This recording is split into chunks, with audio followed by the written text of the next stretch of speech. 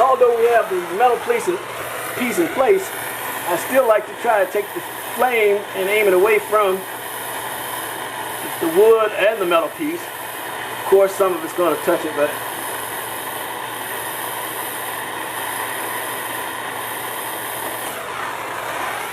another good thing is to keep a